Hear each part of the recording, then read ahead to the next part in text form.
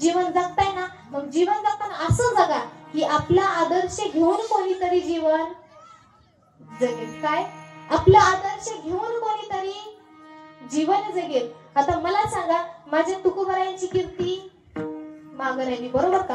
आता कितीतरी लाखोनी कोटीनी पब्लिक त्यांच्या माग पंढरपूरला जाते, पालखी सोबत त्यांच्या सोबत पंढरपूरला जातात. माझ्या ज्ञानोबारायांसारखी लेकरं बघा, त्यांना तर किती त्रास सहन करावा लागला. आपल्याला तसं काही आहे का?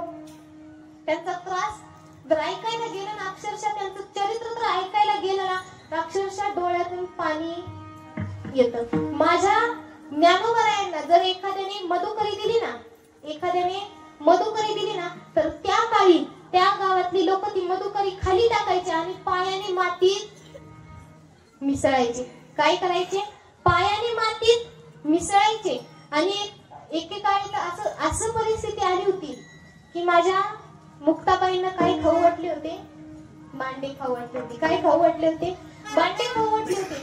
मांडे खाऊ वाटल्याच्या नंतर माझे ज्ञानोबाई कुंभाराकडे गेले आणि त्यांना म्हणाले, आम्हाला मांडे करायचे, एखादं खापर मिळलं तर बरं होईल.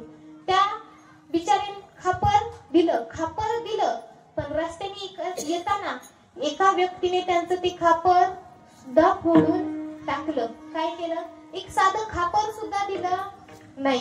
म्हणून काय केलं तर बहिणीच्या प्रेमापोटी स्वतः काय केलं त्यांनी? पाठीवरती त्यांच्या मांडी भाजली. काय केले?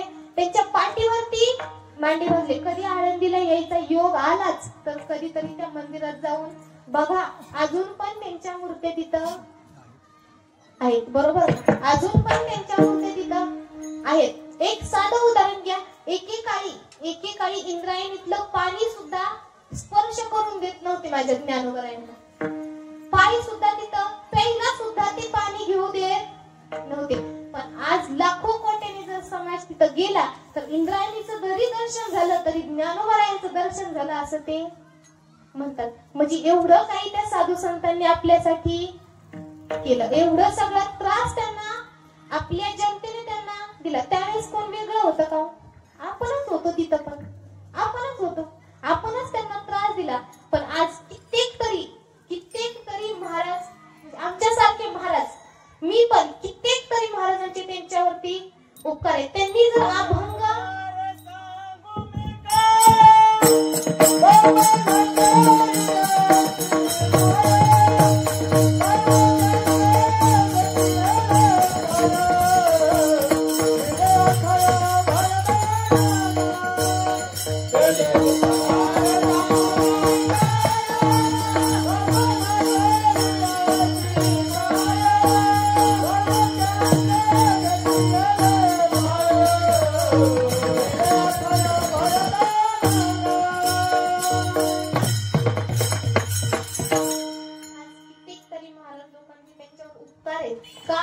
त्यांनी जर अभंग निर्माण केले नसते तर आज तुम्हाला मला कीर्तन ऐकायला भेटलं नसतं. त्यांनी जर गाथा निर्माण केला नसता तर आज आपल्याला कीर्तन ऐकायला भेटलं नसतं. महाराज, माणसं एवढी क्रूर होती, गाथा लिहिल्याच्या नंतर तोही त्यांनी पाण्यात सोडून दिला होता. पण तुकाराम महाराजांचा अधिकार एवढा होता की त्याच्यातलं एक पण पाणी भिजलं आहे अशी गाथावरती तरंगली.